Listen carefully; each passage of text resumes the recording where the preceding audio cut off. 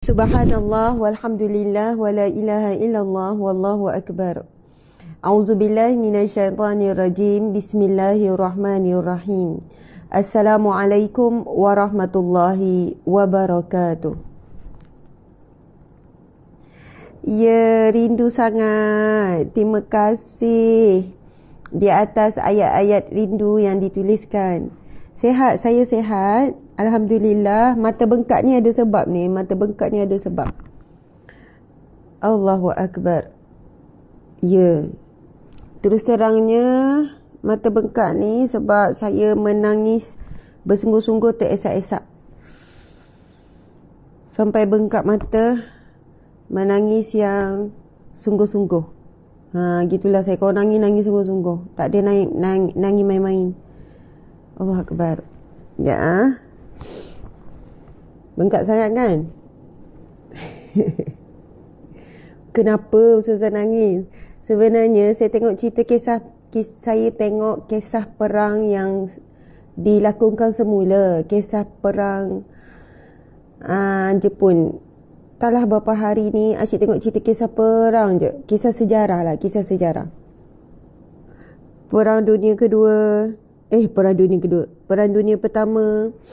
Lepas tu Jepun ke atas China, Jepun ke atas Korea, Jepun ke atas lain-lain. Allahu Akbar. Jadi saya pun duk baca sejarah. Lepas dah tengok cerita, baca sejarah pula. Baca balik, ingat-ingat balik kan. Tarikh apa yang berlaku 1940, 41, 42, 43, 44, 45. Ya, dunia memang dah nak kiamat. Walaupun tidak ada peperangan yang jelas seperti Perang Dunia Pertama. Tapi begitulah ya, yang akan berlaku. Perang Dunia Kedua, dunia semakin huru-hara dan sebagainya. Okey. Muslimin-muslimat, sahabat-sahabat, masya-Allah, jap. So, bila kita melihat situasi perang tu, kita akan rasa macam kita macam beringat lah. Benda tu memang tak mustahil akan berulang balik. Dan melihat pengorbanan para askar-askar tu, pengorbanan pihak-pihak yang di sebalik tabir untuk mendapatkan kemerdekaan, luar biasa sekali.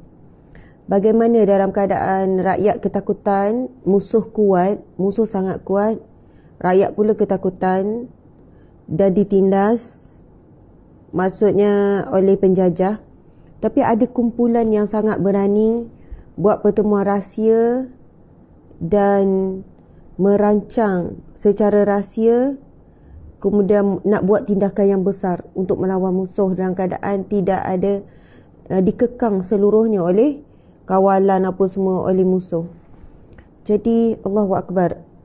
Saya sampai beginilah, kita macam berdoa, ya Allah, semoga ada pengampunan.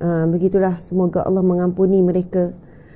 Sebab mereka berjuang tu, Masya Allah, memang dahsyat perjuangan mereka yang telah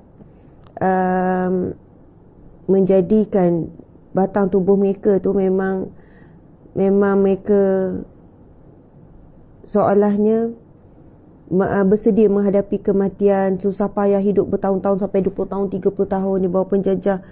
Di waktu yang sama mereka berusaha untuk memerdekakan negara. Macam itulah. Kita kan baru habis kemerdekaan Malaysia kan. Kalau kita baca sejarah, kita tengok. Saya pun tengok juga sejarah-sejarah Malaysia. Saya minat sejarah. Sejarah dulu masa SPM saya dapat A. Saya minat sejarah. Suka baca sejarah. Cuma ingatan je semakin kurang. Tak bagus macam dulu. So kalau dulu tu pasal sejarah boleh cakap, boleh sebut tarikh apa semua. Sekarang ingatan memang dah lemah. Tapi bila datang balik cerita sejarah, saya akan baca balik, lepas tu nangis balik, tengok cerita-cerita yang diadaptasi daripada kisah benar tu kan, sangat menusuk hati kita. Okey, itulah ceritanya. Jadi nanti mata bengkak ni akan mula hilang. Okey, sahabat-sahabat dimati Allah sekalian, lama sungguh kita tak bersua, lebih kurang dalam hampir 2 minggu. Saya pun rasa macam segar-segar, malu-malu nak live. Sebab lama sangat tak live kan. Dekat Jordan susah nak live sebab isu lain. Kita banyak masuk tempat yang tak ada lain. Bila masuk Palestin, kita memang tak dibenarkan. Bukan tak dibenarkan, di sana boleh live, tetapi ia sangat berisiko tinggi kepada kita punya akaun. Bila berada di wilayah Israel, kemudian kita nak bercakap, memang lagi cepatlah sekatan. Kedua, membahayakan keselamatan. Bukan hanya keselamatan saya, dibermain keselamatan seluruh jemaah. Subhanallah.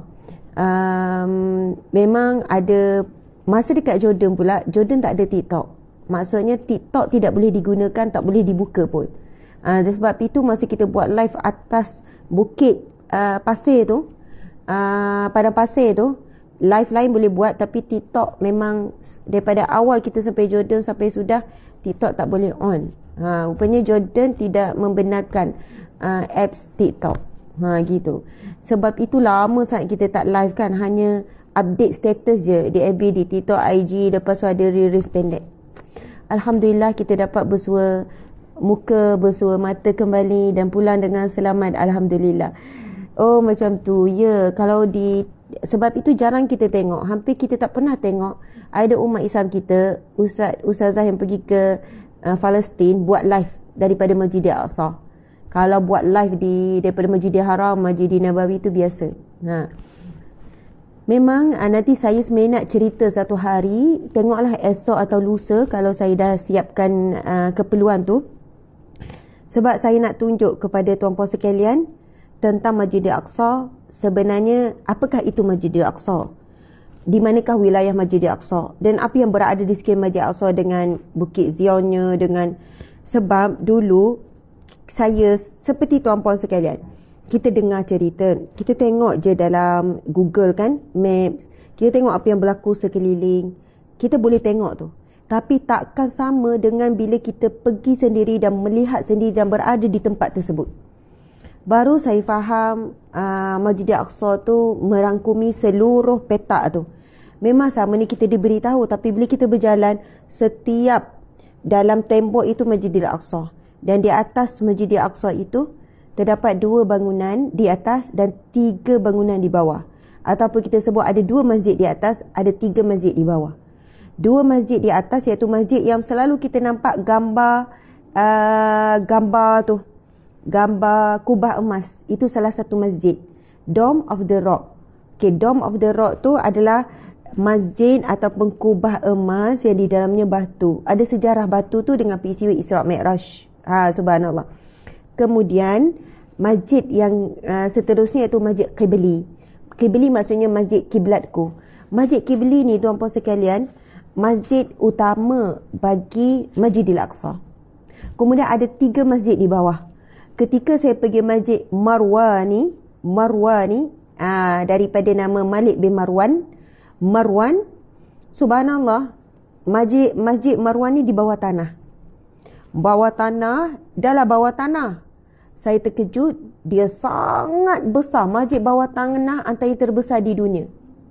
Masjid Mawarni, masjid bawah tanah dalam Masjidil Aqsa, ia merupakan masjid terbesar di bawah tanah. Bahkan di Malaysia sendiri kita tak jumpa masjid sebesar itu di atas tanah. Saya ingatkan masjid bawah tanah ni masjid kecil-kecil, ala gua kan, gali. Bila masuk, turun lagi. Ada tingkat pula lebih turun. Masjid Mawarni. Betul-betul bawah tanah. Bila kita masuk, bukannya bawah tanah main-main nampak cahaya ke, ada tingkap ke, tak. Memang betul-betul bawah tanah Masjid Mawarni. Besar, luas. Bahkan keluasannya boleh jadi lebih tinggi daripada Masjid Qibli. Yalah. Memang besar sangat. Sebab kita berjalan tu, dan memang cantik apa semua, betul-betul bawah tanah. Kemudian di situlah kita akan berjumpa dengan mihrab Maryam bintu Imran, Sayyidatina Maryam, ibunda Nabi Isa alaihi salam. Ya Allah, jumpa, saya rasa macam ya Allah, bila tengok mihrab iaitu tempat, kita tahu ibunda kita Sayyidatina Maryam sentiasa beruzlah ataupun berkhalwat, berada di satu mihrab, di satu tempat yang mana di situlah Sayyidatina Maryam memuji Allah, berzikir kepada Allah, mewakafkan diri untuk ibadah. Sebab itu adalah nazar ibunda Maryam. Nanti kita cerita yang ni. Saya bukan berhajat nak cerita lagi pagi ni. Sebab saya tunggu, adalah saya nak lukis, mungkin nak guna PowerPoint, lepas tu barulah sedap nak bercerita sungguh-sungguh A sampai Z. Okey. Gambar-gambar saya pergi kan, kita tunjuk PowerPoint, barulah nampak lebih jelas. Okey. Sahabat-sahabat yang dihormati lagi dikasihi, masya-Allah. Bila tengok mihrab Sayyidatina Maryam, tempat yang tak berapa luas, tapi kita boleh membayangkan kisah yang mana apabila Sayyidatina Maryam diletakkan di satu mihrab di dalam sebuah masjid untuk beribadah kepada Allah tanpa henti, lalu diserahkan kepada di bawah jagaan dan didikan bapa saudaranya, iaitu Nabi Zakaria alaihi salam. Masya-Allah, Nabi Zakaria alaihi salam. Itu masjid yang ketiga dalam Masjidil Aqsa, iaitu Masjid Mawarni, di bawah tanah. Masjidnya sangat besar, besar-besar, sangat luas, besar tapi bawah tanah. Kita tak akan nampak pun ada masjid di bawah. Sebab atas tu memang lantai, memang atas tu tiles. Saya tak tahu pun rupanya di bawah itu ada masjid yang sangat besar. Tak tahu macam mana teknologi pada zaman tersebut boleh membina masjid bawah tanah sebesar itu. Kalau saya katakan macam siapa yang pernah masuk Masjid Nawawi ataupun masjid, bayangkan ya seluas masjid negara tu, yang itulah duduk bawah tanah. Tapi kalau berada di atas, kita tak tahu pun ada binaan di bawah, sebab atas tu tiles lantai yang kita jalan je. Rupanya masjid besar kat bawah. Itu yang ketiga. Lepas tu masjid yang keempat kami turun juga, tapi tak besar mana, iaitu masjid, namanya adalah Masjid Qadim. Masjid Qadim. Ini masjid lama, bawah tanah juga, di bawah Masjid Qibli. Atas Masjid Qibli cantik ni, yang masjid indah, Masjid Aqsa yang indah cantik tu. Itu bukan saya kata masjid yang Quba Emas tu, tak. Masjid Qibli di belakang, jalan depan sikit kita akan jumpa. Lepas tu di bawah tu saya tak tahu pula, rupanya ada masjid di bawah tanah yang bernama Masjid Qadim. Di situlah kita akan tengok ada tiang, kita tak mampu nak peluk pun tiang tu. Macam kalau lebar ni, tangan saya ni pun tak habis lagi lebar. Maksudnya lebar saja, besar sangat. Dikatakan masjid itu dibina, nanti kita tengok sejarah yang lebih tepat, kita cuba cari beberapa rujukan, oleh Nabi Sulaiman alaihi salam, dan tiang-tiang itu diangkat. Memang mustahil, saintis dan juga pakar sejarah ekologi ke apa semua mengatakan tiang itu mustahil manusia boleh angkat. Tiang tu tinggi dan besar amat, dan tiang itu ada tiang purba yang beribu tahun, ada 3 tiang, dan tidak ada kesan, bukannya tiang macam sekarang buat besar-besar simen, tak. Memang itu ada daripada batu yang besar, dan dikatakan batu itu, tiang itu diangkat oleh jin. Kita tahu Nabi Sulaiman alaihissalam kan adalah Nabi yang Allah berikan kelebihan, boleh beri arahan dan menguasai jin, boleh menguasai angin, memahami bahasa-bahasa binatang, dan juga menjadi pemerintah, raja kepada para binatang, memahami mendengar bahasa binatang dan sebagainya. Hebat kan Nabi Sulaiman alaihissalam. Dan memang ada kaitan pun pembinaan dan pemulihan Masjidil Aqsa ini dengan kisah Nabi Sulaiman dan lain-lain. Masya Allah. Lepas tu memang kita pergi ziarah, contoh Bukit Zion itu adalah asal perkataan Zionis lah. Bukit Zion itu memang bukit bagi Yahudi, bagi Israel. Di dalamnya ada makam Nabi Daud alaihi salam. Nabi Daud ke Nabi Yunus? Nabi Daud alaihi salam. Di situ juga ada tempat Nabi Isa alaihi salam. Dan semua itu, tempat itu dikawal dan di bawah kawalan, dan dia umpama macam ni. Bila kita pergi tempat tu, macam orang bukan Islam datang masjid. Kita kan ada masjid-masjid yang selalu orang bukan Islam datang untuk tengok masjid kan. Itulah ibaratnya bila kita pergi ke makam Nabi Daud, kemudian ke tempat Nabi Isa alaihi salam. Ada sejarah di situ. Bila kita pergi, soalnya kita ni orang luar yang tak boleh duduk lama pun, kita pergi sekejap tengok. Sama bila kita ziarah makam Nabi Daud pun, kita boleh sekejap je, sebab dalam tu memang Yahudi sedang membaca kitab mereka. Israel Yahudi baca kitab. Kristian dan Islam kalau datang ziarah memang boleh sekejap, macam orang bukan Islam datang tengok, lepas tu dia orang keluar kan, datang masjid. Ibaratnya kita pergi tempat orang lain, kita pergi tempat ibadah, memang itu ada tempat ibadah mereka. Sedangkan Nabi Daud adalah Nabi kita. Itu antara perbezaannya, tuan-puan sekalian. Perbezaan kita, Encik, perbezaan kita adalah kita umat Islam beriman kepada 25 orang Nabi dan Rasul, dan kita mengakui semua kenabian Nabi-Nabi, dan kita mentaati dan kita beriman dengan semua Nabi-Nabi. 25 Nabi itu kan, Nabi dan Rasul. Tetapi bagi Yahudi, mereka hanya beriman dengan Nabi Bani Israel saja. Yahudi Israel ni hanya beriman dan mengakui kenabian Nabi Bani Israel sahaja. Jadi apabila Nabi Muhammad SAW bukan lahir daripada Bani Israel, lahir daripada Bani Hashim, daripada jalur Nabi Ismail, bukan jalur Nabi Ishaq. Itu kita akan sana pun kita ada ziarah makam, ada makam Nabi Ishaq dan sebagainya. Okey, bila jalur ni tuan-puan sekalian, mereka memang tidak boleh menerima dan memang bermati-matian menafikan kenabian Nabi Muhammad SAW, dan memang mereka sentiasa merancang untuk membunuh Nabi Muhammad SAW. Jadi Masya Allah, saya akan berikan saya masa, sebab belum sempat lagi nak set up dengan tim, sebab saya nak tunjuk dalam bentuk PowerPoint. Gambar-gambar tu mungkin ada ribuan, nak tunjuk secara live kepada sahabat-sahabat semua supaya anda boleh nampak. Contoh hari pertama begini bina, hari kedua Masjid Al-Aqsa, kita senaraikan para Nabi, kita senaraikan Nabi Bani Israel, kita senaraikan makam apa yang ada di sekitar Jerusalem tu, Baitul Maqdis, di manakah kota Baitul Maqdis, sebelah-sebelah dia dan sebagainya. Dan kami juga dibawa melihat di manakah terowong yang telah tembus ke Masjid Al-Aqsa, terowong yang dibina dalam tempoh yang lama, terowong bawah tanah yang dibina oleh Yahudi. Dan memang terowong tu kemudian ditutup tempat tu, dipagar, dan itulah bukti Yahudi pernah buat lorong terowong bawah tanah sampai betul-betul tembus di bawah Masjid Qibli, di dalam Masjid Qadim. Masya Allah. Dan kisah itu memang benar, memang kita dibawa oleh kita dibawa oleh Palestinian, orang Palestin, untuk menunjukkan tempat tersebut dan di manakah terowong tu.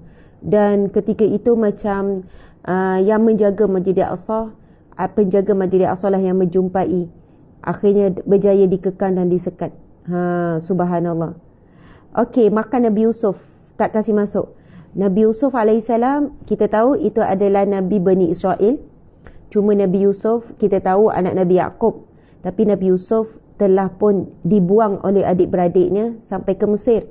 Dan kisah Nabi Yusuf kisah Nabi Yusuf alaihissalam kan, Nabi Yusuf jadi pembesar, menteri pembesar Mesir kan, bila telah diampunkan oleh raja ketika itu sekian-sekian. Bukan diampunkan, Nabi Yusuf memang tak salah. Okey, dan asalnya beberapa orang Nabi termasuk Nabi Yusuf, dia dimakamkan di Mesir sekian-sekian. Kemudian apabila Nabi Musa alaihissalam balik, sebab tu kita ada ziarah makam Nabi Musa alaihissalam juga di Palestin.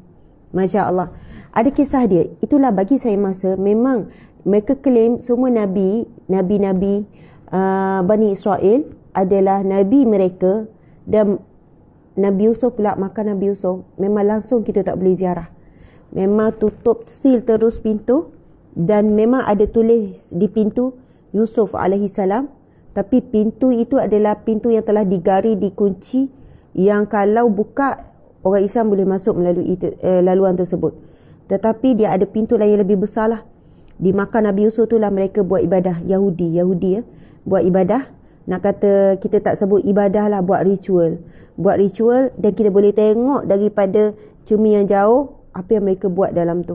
Kita boleh dengar suara mereka bertempik, suara dia sekian-sekian. Kita tak boleh ziarah. Tapi makam Nabi Yusuf adalah makam Nabi Ibrahim alaihissalam. Itu yang kami pergi makam Nabi Ibrahim. Dan di situ ada makam Nabi Ishaq alaihissalam dan isteri, dan ada makam Siti Sarah. Masya Allah, ada makam Siti Sarah. Tuan-puan sekalian. Jadi, insya-Allah beri saya masa untuk jelaskan semua apa yang pengalaman kami pergi ke Masjidil Aqsa, kan, kemudian Baitul Maqdis sekelilingnya dan makam-makam, dan ada 1001 kisah yang sangat menyayat hati. Pengalaman dengan Palestinian, anak-anak Palestin, suasana di kota lama Baitul Maqdis tu. Kemudian ada satu kampung yang namanya Khalil, kampung Khalil. Dia ada nama wilayah dia. Di situ ada Masjid Khalil, tu Masjid Nabi Ibrahim alaihissalam. Bagaimana kawasan tersebut, kita boleh tengok rumah anak-anak Palestin, apa yang diusulkan Palestin, rakyat Palestin sangat-sangat hidup dalam tekanan. Kemudian kita boleh nampak refugee Palestin di bumi Palestin sendiri, yang mana mereka dihalau daripada rumah dan mereka ditempatkan di satu kamp pelarian Palestin di dalam kawasan Jerusalem. Masya Allah. Tuan-puan sekalian, sebenarnya berita Palestin ni banyak disekat. Dan saya ni sebut Palestin, saya sebut Yahudi, saya sebut Israel ni memang akan impact kepada engagement reach, FB, TikTok, IG, semua akan ada impact ni. Kalau kita tengok sekarang ada lebih kurang 5,000 lebih ni. Campur semua dah 6,000 yang sedang menonton sekarang. Di IG, di FB lebih kurang dalam 1,004, di TikTok dalam 3,000, so 5,004 campur IG 600, betul lah 5,004, so ada dah 6,000 ni. Dia kadang impact dia sekarang dia boleh detect bila kita sebut Palestin, Yahudi, semua ni. Kedua, dia boleh impact selepas. Sebab itu kadang-kadang reach ataupun engagement ni, algoritma tu dia boleh, semua ni kan memang di bawah dia. So saya sebut secara terus terang tu di atas keberanian. Bukan nak tunjuk kita berani. Kalau bukan nak bagi tahu orang yang tak sebut-sebut tu tak berani ya. Cuma beranikan diri je. Terimalah risiko sekejap. Masa kita sebut-sebut ni, reach turun, engagement pun, tuan-puan pun mungkin ada yang tak nampak dalam live saya. Sekejap dia sekat. Lepas tu setelah sekian lama kita dah tak sebut, dia akan pulih semula lah. Tapi yang kita bimbang, apa yang dia buat, dia ban terus, kita punya akaun hilang terus. Akaun hilang terus. Itu berlaku dah kepada beberapa orang pendakwah yang secara terangan dan jelas sekian-sekian. Saya pun diberikan taklimat untuk keselamatan masa pergi sana, sebaik pulang, sekian-sekian, macam-macam. Sebab itu sebenarnya ramai yang pergi Palestin tapi balik tidak dapat nak wawarkan. Bahkan tuan-puan sekalian, bantuan-bantuan. Saya baru tahu bila nak bagi bantuan. Sebab apa? Bila pergi tengok masjid umat Islam di sana sangat uzur. Bahkan kubah emas yang kita nampak cantik tu, tuan-puan sekalian, kubah emas yang kita nampak cantik. Encik, minta maaf. Ada saya beli yang masjid tu. Pelak-pelak tu. Ada dalam tu.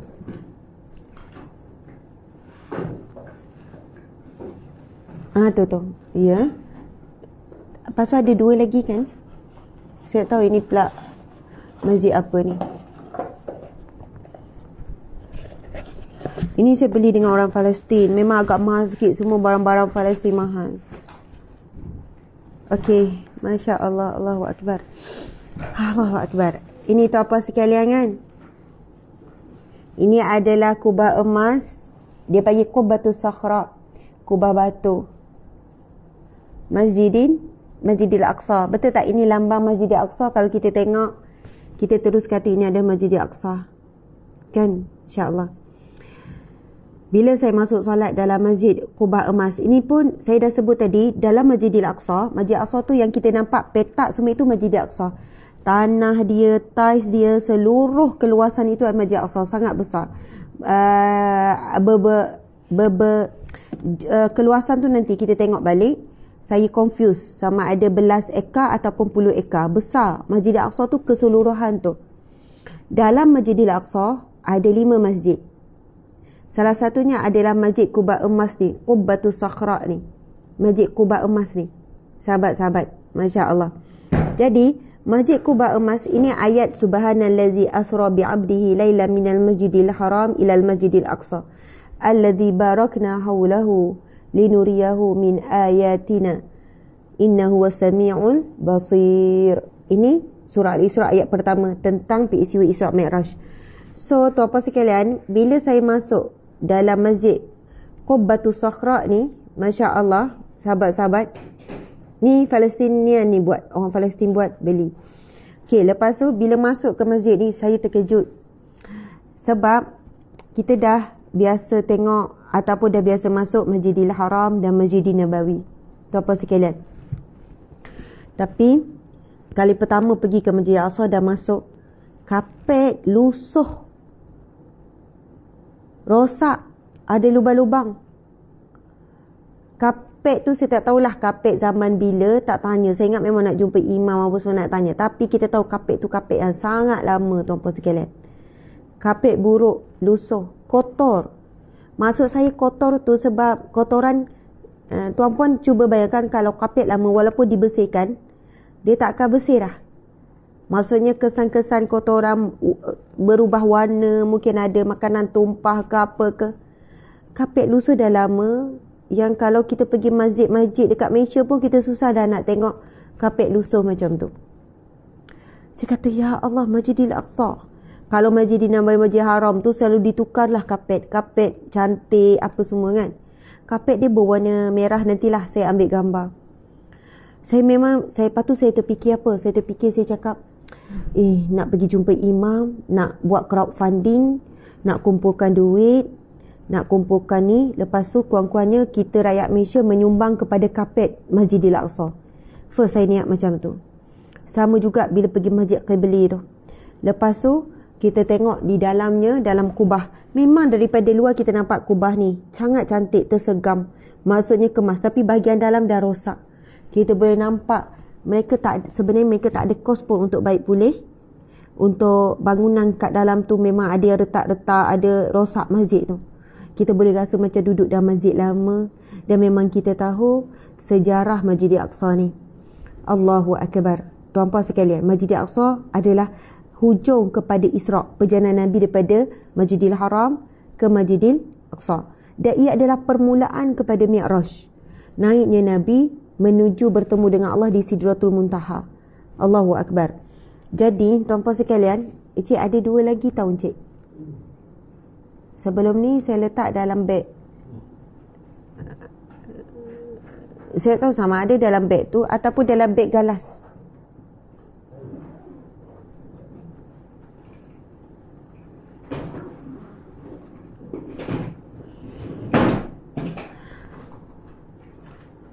Okey, baik.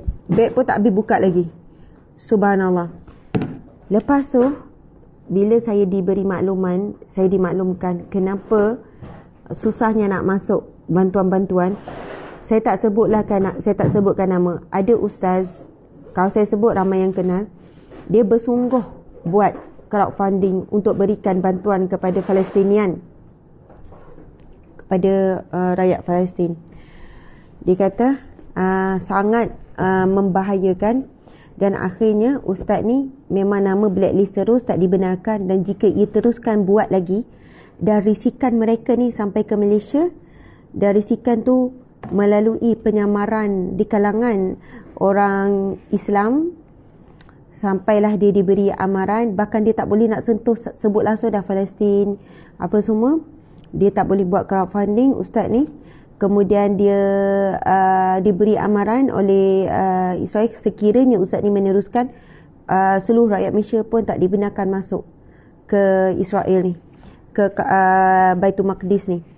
Tuan-puan sekalian bayangkan, dan banyak lagi lah cerita-cerita yang saya dengar, bagaimana risikan mereka ni sangat halus, risikan mereka ni sangat, nak kata apa ya, luar biasa lah daripada jangkaan kita, luar jangkaan kita, yang mana siapa-siapa yang usaha buat crowdfunding sekali-sekala sempena tu, itu cerita lain, itu dia anggap ni. Tetapi kalau nak buat secara khusus, nak beri bantuan kepada baik pulih Masjidil Aqsa contoh kan, baik pulih itu, baik pulih ni, nak buat ni, kita tahu ramai umat Islam yang kaya, yang mampu, yang sekian-sekian. Tetapi begitulah sekarang Baitul Maqdis dan kawasan sekitarnya memang dikuasai oleh mereka, Dan kami setiap kali nak masuk Baitul Maqdis tu memang kita akan lalu gerbang yang dijaga oleh askar Yahudi, askar Israel ni. Lebih kurang dah 8 askar, macam itulah, askar perempuan, askar lelaki. Saya bila lalu tu memang cuba je senyum, good morning. Ada yang balas, ada yang good morning, ada yang tu, ada yang muka masam je, macam tu. Okey, sebenarnya ini yang kedua yang saya beli frame ni, iaitu ini Kaabah ataupun Masjidil Haram. Subhanallah. Kemudian tiga Masya Allah, bagi sebenarnya lebih kepada bagi support. Walaupun harganya kalau saya bagi tahu memang tak masuk akal sebenarnya, harga dia sangat mahal, tetapi masa tu adalah sebabnya. Jadi saya kumpulkan 3 masjid umat Islam, masjid utama umat Islam. Nampak tak? 3 masjid umat Islam, Masjidil Haram, Masjidil Nabawi dan Masjidil Aqsa, yang disebut di dalam Al-Quran, disebut dalam hadis Nabi.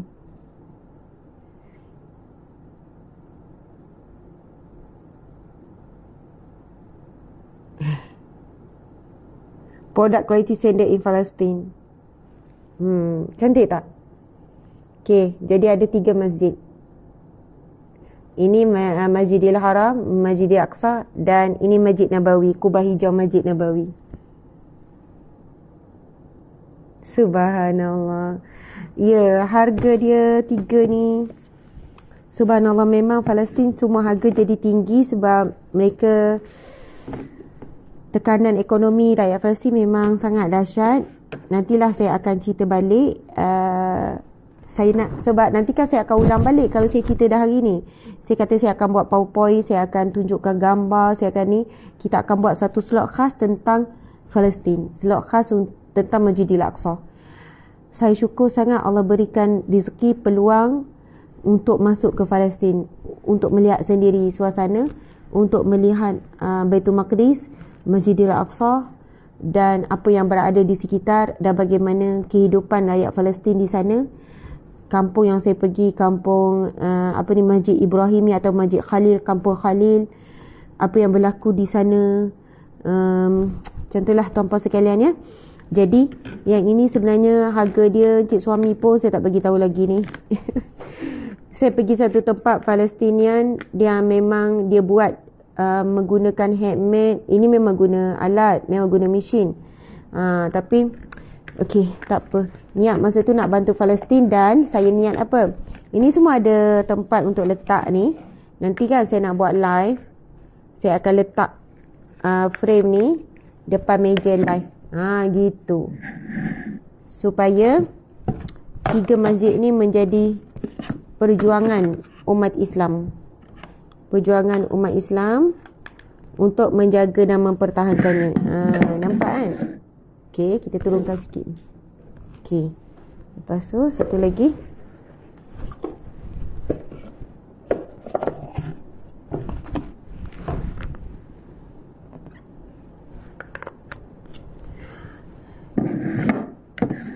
Kekuatan saya masa nak beli plug ni adalah saya kata saya akan buat live guna plug ni selalu. Gitu. Saya kata saya nak bukan untuk hiasan, tapi saya duk sebut saya nak buat live ni, saya nak buat live. Saya nak gunakan ni untuk background line, sama ada saya letak kat tepi ke. Contoh depan macam ni mungkin mengganggu pula. Bukan mengganggu, maksud saya jadi tarik perhatian ke sini, jadi tak dengar apa yang saya cakap. So mungkin boleh letak sebelah-sebelah ke, tetapi ia menjadi satu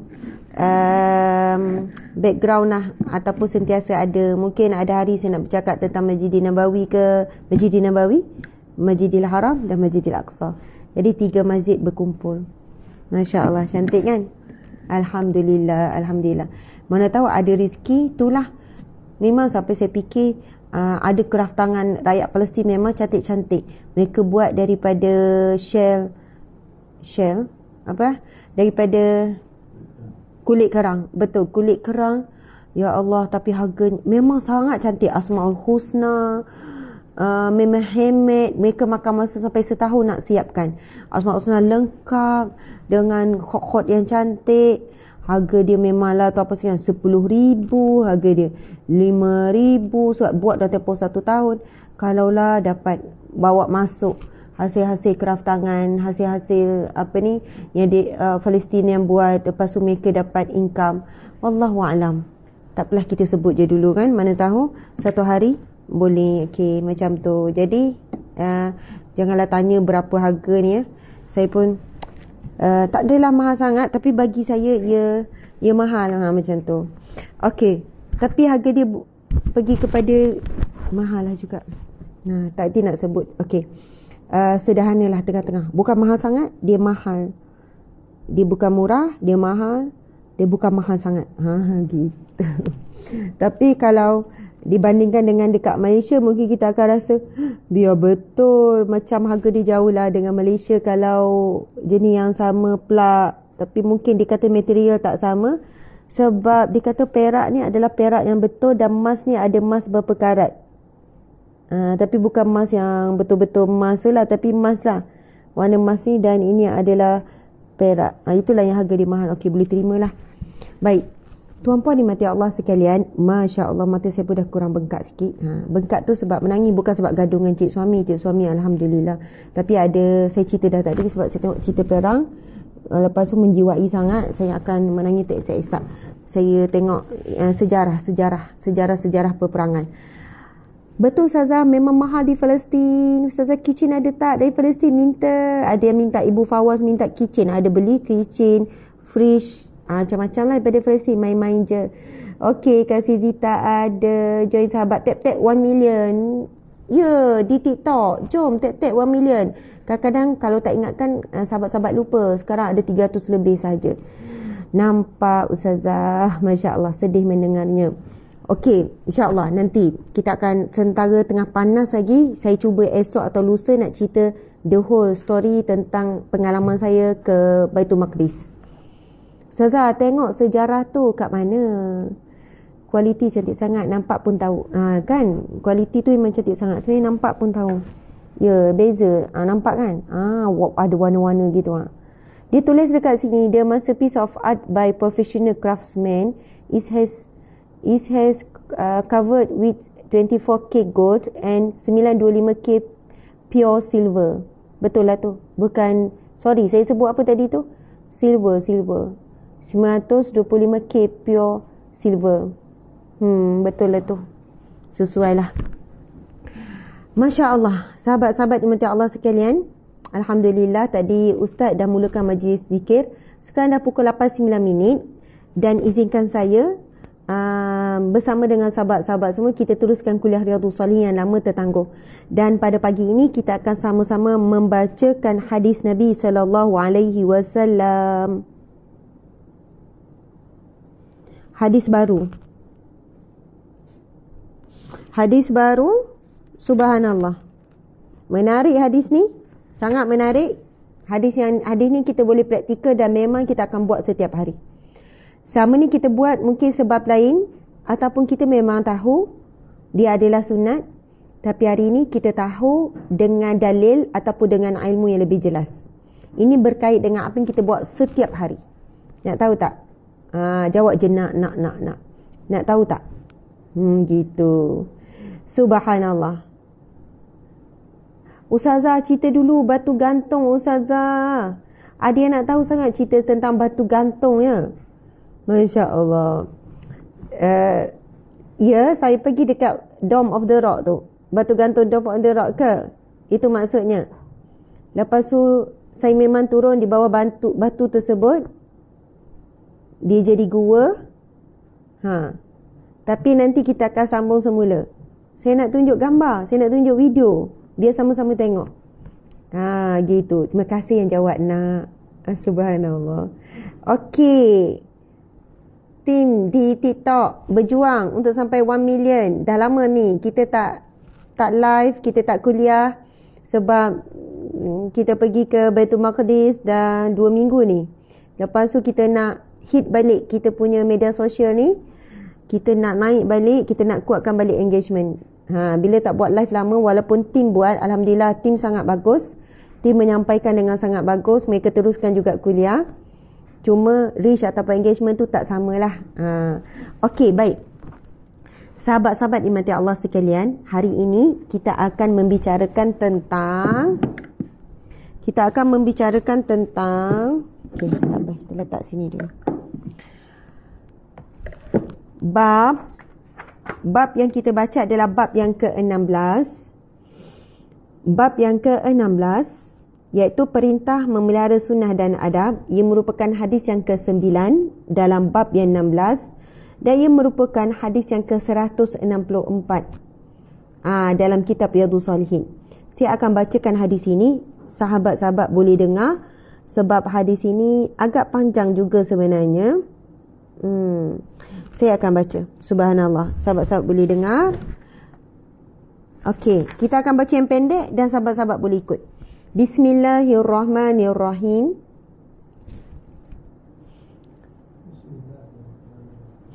Anna Rasulullah sallallahu alaihi wasallam amara bilaqil al-asabi'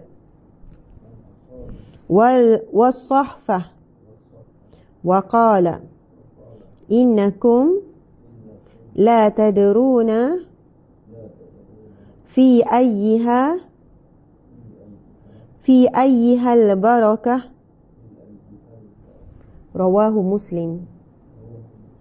Yang bermaksud, okey, dia ada tambahan ni di belakang ni kalau saya baca, wa fi riwayatin lahu idza waqa'at luqmatu ahadikum falyakhudha falyumit ma kana biha min adha walyakulha wala yada'ha lisyaitan wala yamsah yadahu bil mindil hatta yal'aq asabi'ahu fa innahu la yadri fi ayyi ta'amihi al-barakah. Wa fi riwayatin lah inna syaitana yahduru ahadakum inda kulli syai'in min sya'nihi hatta yahdurahu inda ta'amihi fa idza saqatat min ahadikumul luqmah falyumit ma kana biha min adha falyakulha wa la yada'ha lisyaitan. Masya-Allah. Okey, encik. Apa ni You can thank you. Don't you? Okey. Kejap di TikTok ni. Okey. Okey, tuan-puan sekalian. Nabi SAW bersabda. Daripada Jabir radhiyallahu anhu meriwayatkan bahawa Rasulullah SAW menyuruh menjilat jari-jari dan piring seraya bersabda, sesungguhnya kalian tidak tahu di manakah yang ada barakahnya. Masya Allah.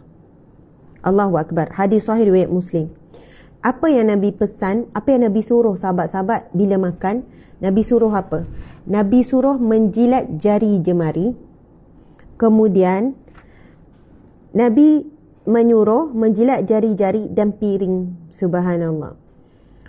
Tuan-puan dimati Allah sekalian, kita akan tengok penjelasan. Dalam riwayat lain daripada Imam Muslim disebutkan, jika sesuap makanan salah seorang di antara kalian jatuh, maka hendaklah ia mengambilnya. Lalu hendaklah ia menyingkirkan kotoran yang melekat padanya. Kemudian hendaklah ia memakannya dan janganlah makanan itu dibiarkan untuk syaitan. Dan jangan pula seseorang mengusap tangannya dengan sapu tangan sehingga ia menjilat jari-jarinya terlebih dahulu. Kerana sesungguhnya dia tidak mengetahui di bahagian mana makanan yang terdapat keberkatan. Dalam riwayat Imam Muslim, semua itu hadis Nabi tu. Disebutkan, sesungguhnya syaitan akan mendatangi seseorang di antara kalian di setiap keadaannya. Bahkan syaitan pun mendatangi orang itu ketika ia sedang makan. Maka jika sesuap makanan salah seorang dari kalian jatuh, maka hendaklah ia menyingkirkan kotoran-kotoran yang melekat padanya. Kemudian hendaklah dia memakannya dan jangan dibiarkan untuk syaitan. Di dalam hadis ini terdapat anjuran untuk menundukkan jiwa dengan sikap rendah hati dan mengambil sesuap makanan yang terjatuh dan tidak membiarkannya sebagaimana dilakukan oleh sebahagian orang-orang elit kerana sombong dan perintah menjilat jari dan piring. Okey, perintah menjilat jari dan piring adalah sunat, bukan perintah wajib. Jangan pula bila kita tengok ada orang tak jilat jari atau piring, tak ambil makanan yang jatuh, kita kata dia berdosa, dan memberikan tuduhan-tuduhan yang berat. Tetapi ia adalah satu sunnah yang sangat besar. Baik, kita kalau dalam majlis kita makan sama ada jari ataupun kita makan dengan sudu ataupun garpu. Jadi bila kita sudu dan garpu yang kita gunakan bagi menggantikan tangan pun, kita janganlah cakap itu ikut sunnah lah, gunalah jari ni ada enzim boleh mempercepatkan proses penghadaman bla bla bla bla, apalah guna ikut mak saleh apa semua. Okey, usahlah kita jadikan bila ada orang makan guna sudu garpu itu terus menuduh ia tidak mengikut sunnah dan sebagainya. Boleh jadi dia mengikuti sunnah Nabi dalam hal-hal yang lain, tetapi dalam hal tersebut mungkin itulah baginya mudah, senang, kan ada tempat yang tidak ada tempat basuh tangan dan sebagainya. Baik, tuan-puan sekalian, bila sunnah guna garpu dan sudu, maka kita jilat sudu dan garpu itulah. Makan sampai habis apa yang melekat pada sudu garpu sebagai mengganti kita jilat tangan. Baik, bila dalam majlis ramai-ramai nak jilat macam ni ke? Macam tu ke? Kan? Sebab kalau kita tengok orang yang jilat masuk jari keluar, kita pun jadi macam tak lalu nak makan. Betul tak? Setuju tak cakap saya? Okey. Mungkin kalau di rumah kita bolehlah nak jilat macam tu. Tetapi bila dalam masjid kita boleh gantikan jilat juga, tapi dengan cara yang lebih sopan. Macam mana? Kita macam ambillah mana-mana makanan yang tersisa tu. Kan sopan gitu. Macam permaisuri kan. Macam princess. Sopan-sopan. Bukan princess permaisuri je, queen je yang sopan je. Rakyat jelata pun sopan. Kalau kita tengok cerita-cerita lama-lama kan, cerita-cerita raja-raja lama-lama, cerita epik-epik, macam tu kan. Dia kan ada tata cara makan tu sangat sopan. Jadi macam tu. Kalau sebab bila duduk dekat meja ramai-ramai nak jilat masuk semua tu, maksudnya ada cara lain untuk jilat tapi sopan gitu. Gitu. Nampak tak kesopanan dan kesusilaan tu? Daripada kita rasa macam makan, kita pun rasa macam tak lalu. Gitu. Okey, pinggan pula. Macam mana nak amalkan sunnah Nabi ni? Nak jilat macam mana ni? Kan? Angkat pinggan tu jilat. Sebenarnya cukup sekiranya kita licin, tarik. Sebab itu subhan tarik licin. Gitu. Manja-manja tadi kata manja-manja. Gitu. Tapi habis juga, tak ada juga makanan tersisa. Maksudnya buatlah cara macam mana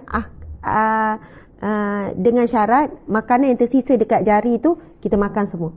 Sebab pesanan Nabi, kamu tidak tahu di mana yang barakah. Bahkan kalau ada makanan yang jatuh, Nabi suruh kita ambil. Jangan biar lama-lama, jatuh je terus ambil. Tiuplah sikit, tiup-tiup ataupun bersihkan, lepas tu makan. Itu antara tanda ataupun cara merendahkan hati, menghinakan diri, menghormati rezeki yang Allah bagi. Boleh jadi itulah yang berkah.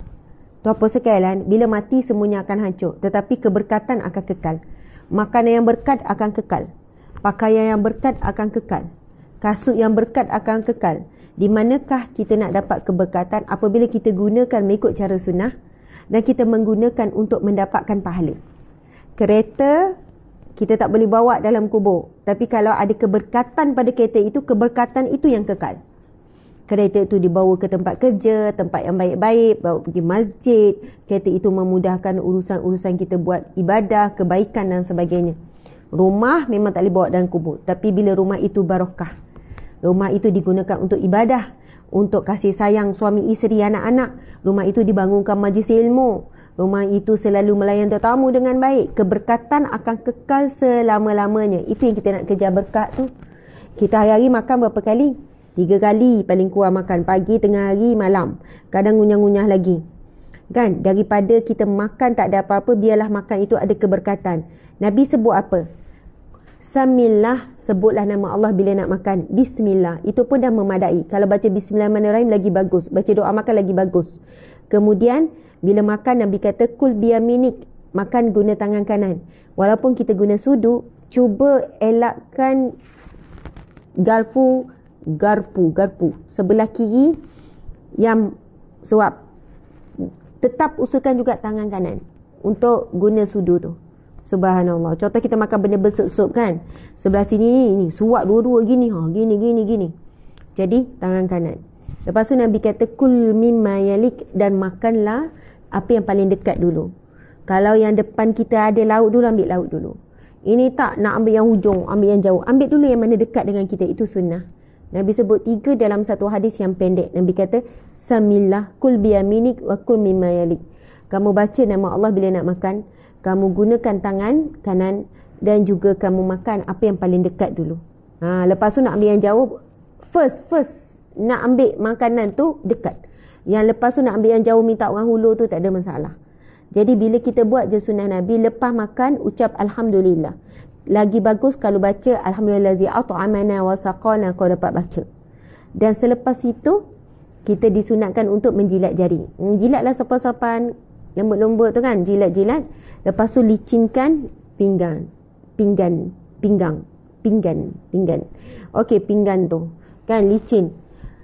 Saya ingat arwah ayah saya dan emak saya masih ada, alhamdulillah, sihat walafiat, Cikgu Fikriah, sangat bertegas bab makanan. Sangat bertegas. Saya fikir-fikir balik, mungkin itulah asbab rizki mereka barakah. Perniagaan ayah pun alhamdulillah berjaya dengan baik. Rizki mereka tidak pernah putus sebab mereka sangat menghormati rizki Allah. Pasal makanan ni, kenyang macam mana, menyandar tak larat, lagi tak habis. Memanglah mak ayah suruh habiskan apa yang dia ambil dalam pinggan tu. Habis, licin. Mesti mak ayah ni sampai cek pinggan anak-anak ni kalau tak makan licin. Satu nasi lebih pun jadi isu.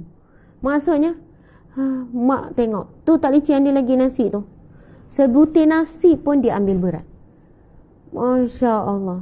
Lepas tu, bila ada sisa makanan, mak akan kumpulkan. Lepas tu mak sangat marah kalau jumpa sisa makanan dalam tong sampah.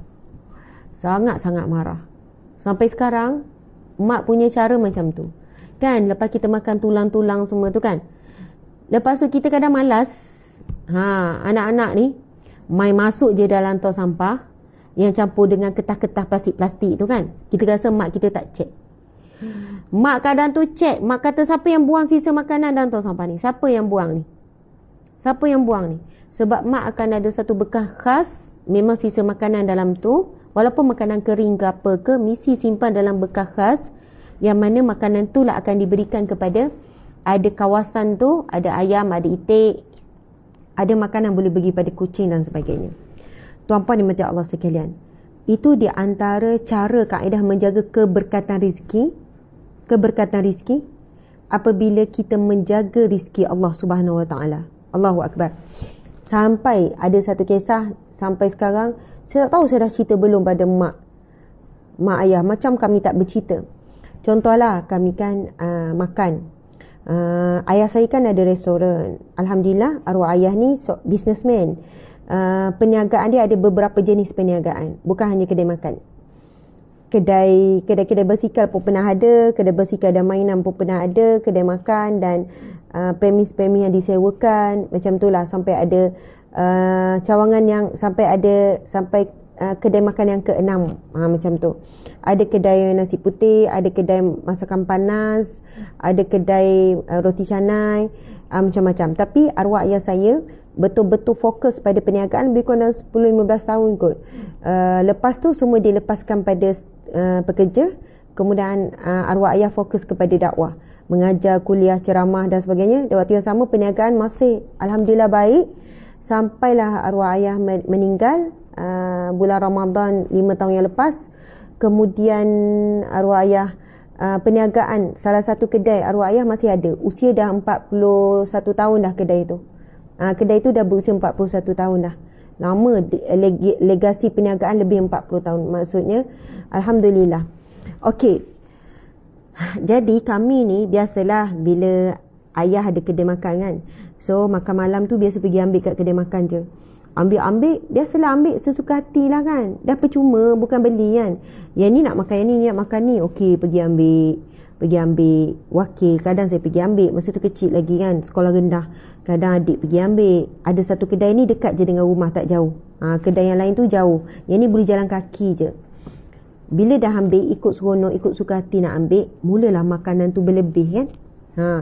Punyalah kami ni, kalau makanan ni lebih dan tahu, mak akan cek habis tak makan.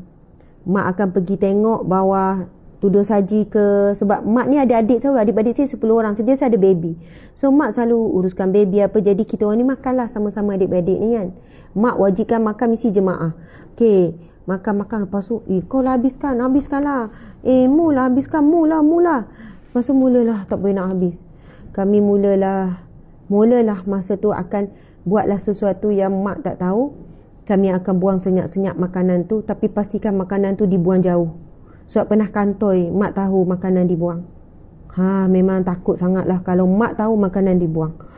Dan pernah satu ketika tu, kakak ni nak buang makanan. Masa tu hujan.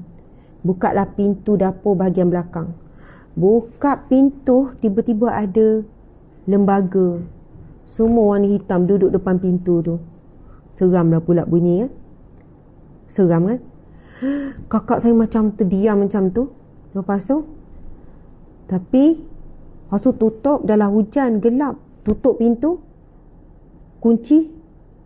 Lepas pada tu kakak kata, tak tahulah lembaga apa. Rasanya macam orang ke, tak tahulah. Bukan orang ke. Cerita seram sikit Tapi pengajarannya selepas daripada tu, kami tak buang dah makanan. Walaupun malam-malam paksa juga habis. Sebab dah takut dah nak buka pintu. Bila malam-malam takut jumpa lagi, takut tengok lagi. Macam itulah ceritanya.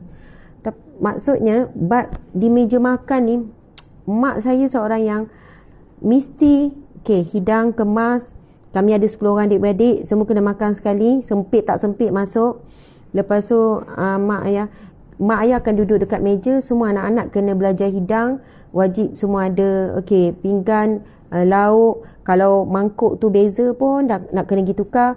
Kalau lauk tu bersepah, contoh kan bila kita angkut kuah bersepah keliling, mak suruh tukar mangkuk baru ataupun lap keliling. Ini bukan nak hidang tetamu ni, nak makan hari-hari mesti. Lepas tu cara makan pula mak jaga.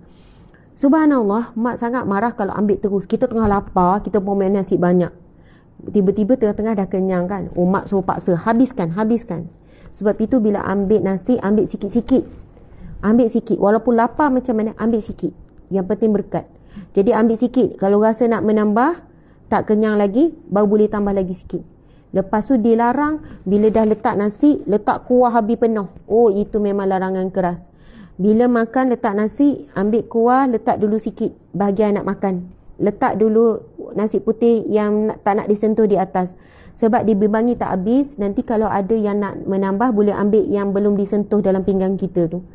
Itulah cara-cara adab-adab supaya mak ayah ni fikir macam mana supaya makanan tak membazir dalam pinggan setiap anak-anak.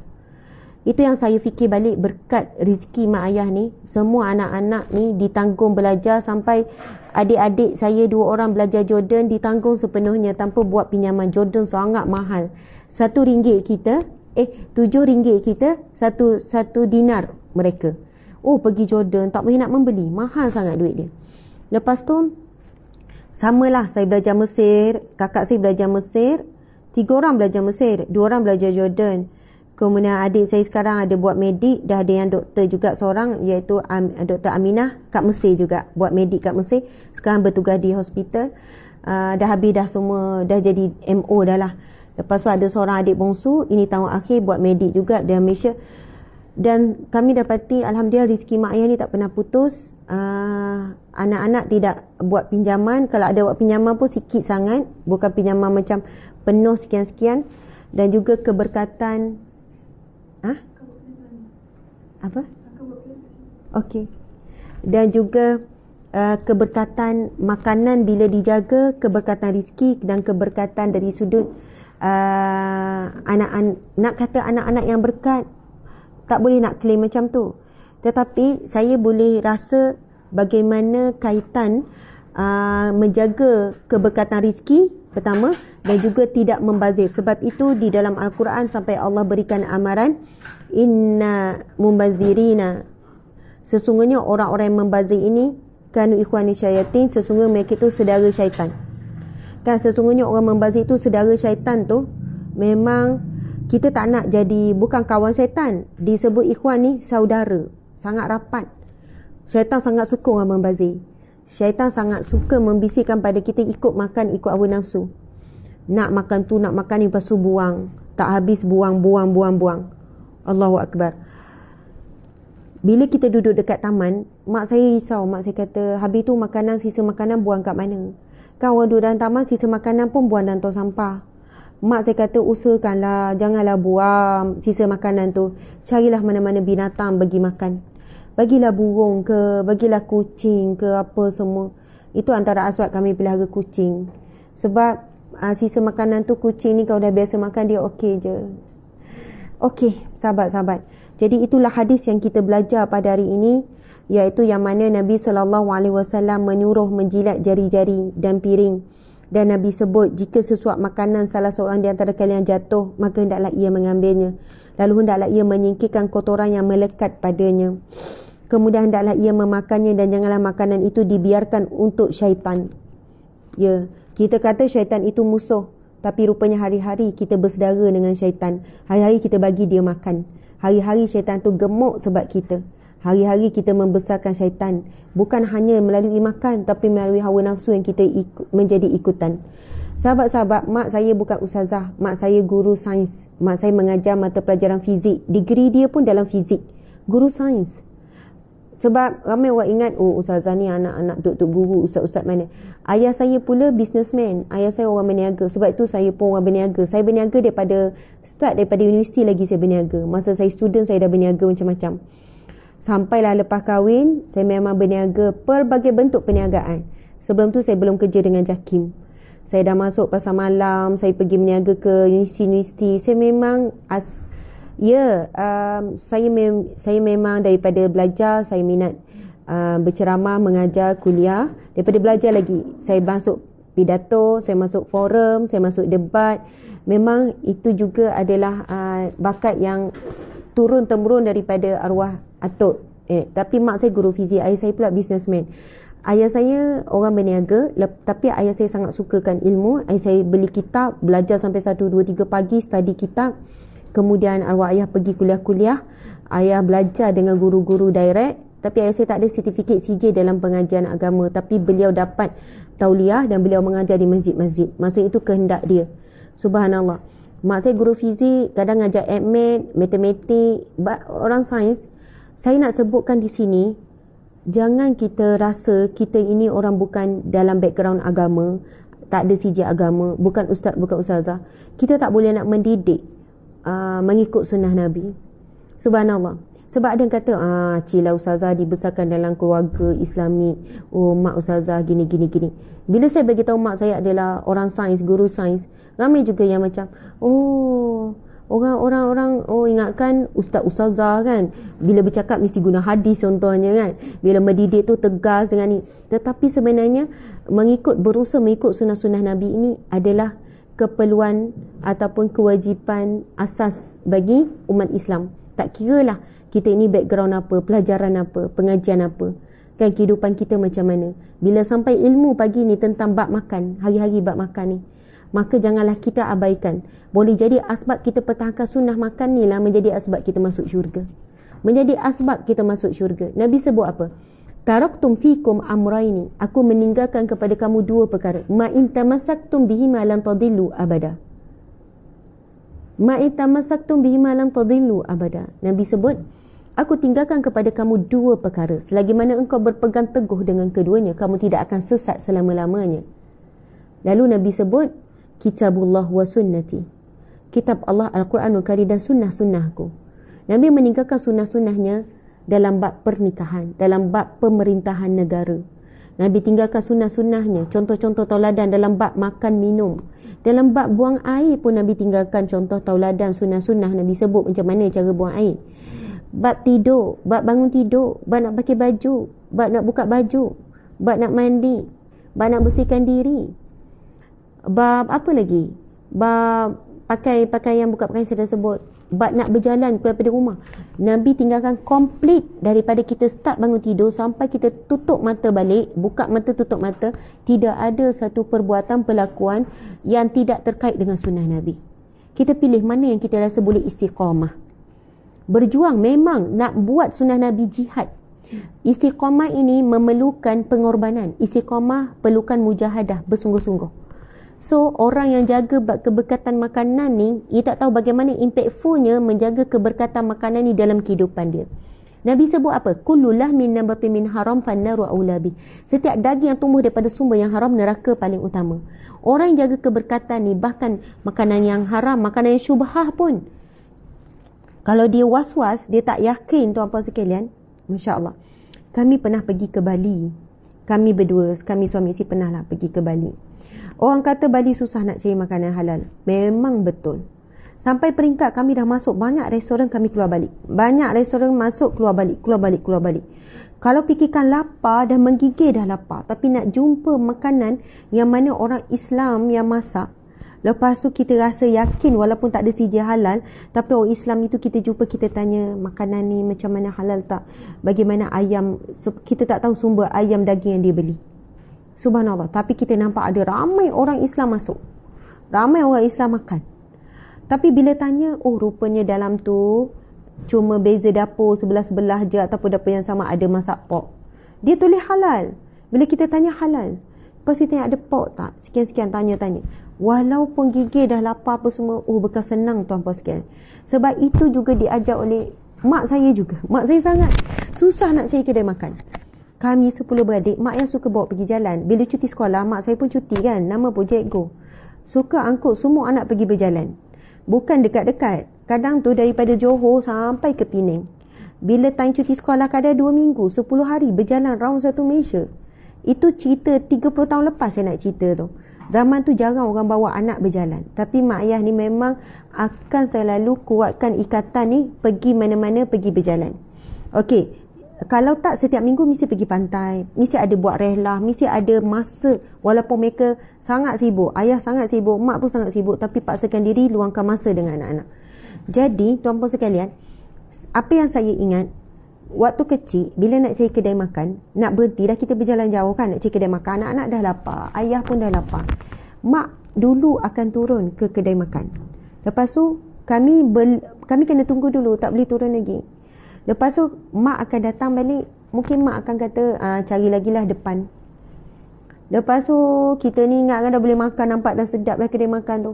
Lepas tu mak turun, lepas tu mak kata jalan lagi lah, cari depan lagi ada kot kedai makan lain. Kita ni kan dengar apa perbualan mak. Mak akan, kadang mak kata tak yakin lah, tak yakin. Sebab yang perempuan tu tak pakai tudung, mak kata. Jalan depan lagi, ui tak yakin lah. Sebabnya yang lelaki ada pakai rantai, ada pakai gelang, depan lagi lah. Subhanallah. Ini bukan pasal judge ya. Kalau orang kata, oh menghukum-hukum manusia, tak semestinya tak pakai tudung tu tak semayang. Tak semestinya pakai gelang rantai lelaki tu dia tak jujur dalam masak. Ini restoran orang Islam kita ni, cerita ni. Tapi kalau ikut kaedah fiqh, nahnu nahkum bizawahir, kita hanya mampu menilai daripada zahir. Kita mampu menilai daripada zahir. Mak ayah saya cakap apa? Kalaulah dia tutup aurat, orang yang tutup aurat ni insya-Allah dia orang solat. Kalau orang ni solat, maka insya-Allah dia jaga bab sumber makanan yang dia masak dekat dapur, kedai-kedai makan ni. Kita bukan mengatakan orang yang tidak tutup aurat ini dia tak solat. Kita bukan sebut macam tu. Ini bahaya orang reverse ni, dia kona ni. Kita cuma cakap, insya-Allah orang yang tutup aurat lebih diyakini dia orang solat. Takkan kita nak pergi tanya kat kedai makan, makcik solat tak? Dah kenapa kau tanya makcik solat ke tak ni? Yelah kalau makcik solat, insya-Allah lah makcik jaga sumber halal haram masak jual ni. Boleh jadi kita kena kejar dengan penyapu lah. Kau nak makan, tak nak makan pergi. Kan? Takkan nak tanya solat-solat orang. Tapi mak ayah ni bimbang, risau nak bagi makan anak makan ni daripada tangan orang tak semayang, orang tak solat. Jadi bila turun tu tengok suasana kedai, tengok walaupun kedai tu Dan akhirnya kalau kita jumpa kedai yang kecil sekalipun, nampak macam tak ada pilihan, tetapi orang tu tutup aurat, itulah jadi pilihan mak ayah. Subhanallah. Itu contoh yang kami selalu ingat. Bukan nak makan apa yang suka, apa yang nak, apa yang viral, apa yang dah lapar ni, tak apalah. Tapi tak, kami dia ajar bagaimana teliti untuk pilih kedai makan. Sebab kalau kedai makan Melayu, lagi masakan panas ke sekar putih, nasi putih, susah kita nak jumpa ada logo halal. Sebab bagi kita orang Islam semuanya amanah. Dan bila saya bekerja di bahagian halal, baru saya faham kenapa perlu titik beratkan tentang bab zahir-zahir ni. Kita bukan menghukum orang tak tutup aurat, orang pakai seksi, kedai makan semua tu dia tak solat. Tapi mak yang saya cakap, kalau dia tak boleh nak taat perintah Allah dalam menjaga aurat, macam sedangkan aurat ni depan, dan tempoh masa untuk taat itu lagi lama, macam mana kita nak jamin dia taat kepada Allah dalam bab solat? Kalau dia tutup aurat, insya-Allah dia solat. Dan orang yang solat mesti dia jujur. Dia akan beli ayam daripada sumber yang halal. Kita tak nak pergi ke dapur nak cek, makcik nak pergi cek kejap sampul-sampul ataupun packing-packing ni ada sijil halal ke tak? Tak boleh. Kita tak makan, kalau kita berjalan macam mana? Kan? Berjalan takkan nak bawa makanan. Kalau 2-3 hari, 10 hari bukan senang. Tuan-tuan dan mati Allah sekalian. Masya Allah. Sebab itu, sebagai penutup, antara amalan doa kita bila kita nak cari sumber-sumber makanan untuk dijadikan darah daging kita, Nabi bagi peringatan, kullulah min nabatin min haram fannaru aulabi. Setiap daging yang tumbuh daripada sumber yang haram, maka neraka lebih utama baginya. So kita bimbang diri kita, anak-anak kita, dan kita akan dipertanggungjawabkan. Kalau ada bahagian makanan pada tubuh badan kita daripada sumber yang haram, maka neraka lebih utama untuk membakar. Na'udzubillah, kita jaga solat, kita jaga ibadat, kita banyak sedekah, kita pergi haji, umrah, kita buat itu, buat ini. Rupanya ada daripada tubuh badan kita ni sumber yang haram. Ustazah, saya rasa macam ada je, saya dah makan. Yelah, pergi melancong kan. Banyak pergi luar negara, pergi London lah, pergi mana-mana lah saya nak sebut ke orang kita kan. Selama je makan kedai makan, bukan Islam. Sebab dia sebut no pork. Dia sebut tak ada apa ni, tak ada khinzir, tak ada babi kan. Dia sebut sekian-sekian. Jadi makan. Tetapi tuan-puan sekalian, ayam tu, daging tu, kita yakin ke mereka sembelih ikut cara Islam? Oh, ramai artis, influencer tunjuk, lepas tu orang tanya halal ke tak, apa semua kan. Orang dan saya juga diberi peringatan. Dia kata, ustazah, kedai-kedai viral yang artis, yang influencer makan dekat luar negara tu, kebanyakannya kedai tak halal. Tapi bila mereka viralkan, ramai orang Malaysia pergi juga. Sebab nampak sedap, viral, sekian-sekian dengan chef-chef terkenal. Tuan-tuan dimati Allah sekalian. Bila saya kerja bahagian halal, bahagian pengurusan halal, saya dah berhenti dah. Saya berhenti 2017. Saya kerja 9 tahun. Tempoh saya berkhidmat 9 tahun. Daripada 2008 sampai 2017. 9 tahun ke tu? Yalah tu, 9 tahun.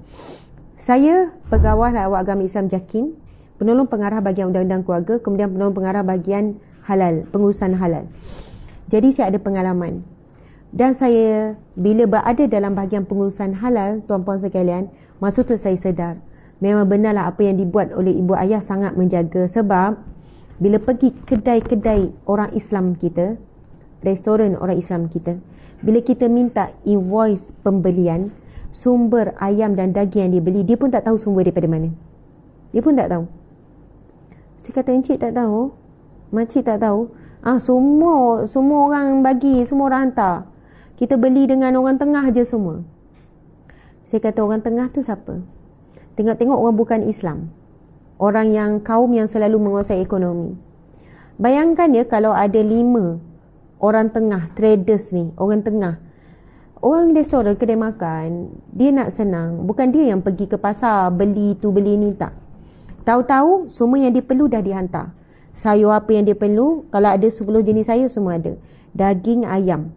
Kalau ada 5 quotation, pasti pilih yang paling murah. Tak boleh nak compete dengan pembekal daripada orang Islam. Pasti pembekal non-Muslim ni, orang bukan Islam ni, lagi murah. Ayam, daging, ikan, sotong, semua lagi murah. Yang ni pula semua lagi mahal. Mungkin beza sen ataupun ringgit. Tapi kalau jumlah yang banyak, hari-hari dia ada perbezaan. Jadi Ramai yang cenderung yang penting murah. Yang penting murah. Oh, saya sudah tanya sama tu, walaupun bukan Islam, dia kata halal, semua halal, dia ambil halal. Makcik pernah tengok ke dia tunjuk CJ halal ayam yang dia ambil? Daging yang dia bekalkan tu? Pakcik confirm ke? Macam tu. Ramai yang tak ambil tahu pun. Oh, dia cakap halal. Saya percayalah dia tak tipu lah, walaupun yang bukan Islam. Kadang orang bukan Islam lagi boleh dipercayai daripada orang Islam. Islam mahal lah. Memang orang Islam bekalan daripada Islam mahal. Sebab dah dapat harga yang mana selepas harga yang bukan Islam ni, tuan-puan sekalian. Kemudian bila saya pergi rumah-rumah sembelih, ya Allah, rumah sembelih bukan Islam pun saya pergi. Rumah Islam bukan Islam pun saya pergi. Bila saya tanya ayam yang toke, kita cakap style dia lah, toke ni pergi mana? Toke, ini ayam pergi mana? Oh, itu ada sini beli, situ beli, pasar beli, sekian-sekian. Memang ayam mereka jauh lebih murah. Adalah, bukanlah jauh sangat, tapi ada beza murah. Orang bisnes dia akan fikir. Tetapi bagi orang bisnes yang fikir tentang keberkatan dan fikir pasal keuntungan akhirat, bukan hanya keuntungan dunia, mereka akan beli daripada pembekal orang Islam yang mana boleh beri boleh beri bukti packaging sekurangnya ada CJ halal, walaupun mahal dia akan beli daripada sini. Saya jumpa ramai juga peniaga muslim yang sangat amanah. Ustazah, memang mahal, tapi tak apalah, mahal sikit beli dengan orang Islam lagi terjamin. Saya takut esok nak menjawab dengan Allah esok. Saya orang Islam yang beli lauk masak merah, lauk saya ni, kalaulah yang kami jual ni syubhah ataupun tak halal, saya yang nanggung esok. Sebab saya ada tanggungjawab. Orang Islam dah percaya pada saya. Dia orang tahu saya orang Islam, apa semua saya jaga ni, dia orang beli atas dasar Islam. Kalau memanglah orang pelanggan tak pernah tanya ayam ni beli kat mana, ada CJ halal ke tak, daging ada CJ halal ke tak. Sebab dia orang dah percaya pada saya. Jadi amanah saya dengan Allah. Alhamdulillah saya jumpa orang macam ni. Tapi yang tak endahkan tentang perkara ni masih ramai. Sangat ramai peniaga-peniaga yang tak endahkan. Tuan-puan sekalian, banyak stor-stor tepi jalan. Ini bukan saya nak rosakkan peniaga orang Islam, tapi saya nak kalau boleh sampaikan kepada yang stor-stor kecil-kecil yang jual produk surimi tu, kan, nugget itu ini benda-benda macam tu. Produk tu banyak produk bercampur dengan enzim binatang yang tidak halal. Kedua, sumber darah. Saya bagi rumah sembelih, darah dia orang tadah ya. Darah tu dia orang tadah. Darah ayam, darah lembu tu dia tadah. Sebab darah ni ada pembeli dia. Dia masuk balik dalam pasaran, masuk dalam kilang, sebab dia boleh jadi enzim-enzim yang bagus untuk memejal. Contohnya untuk memejalkan produk-produk surimi. Produk surimi ni macam fish ball, fish cake, yang kita tengok ketam tu, yang orang buat steamboat semua tu kan. Kalau ada halal, alhamdulillah, dia tak ada platelet darah tu.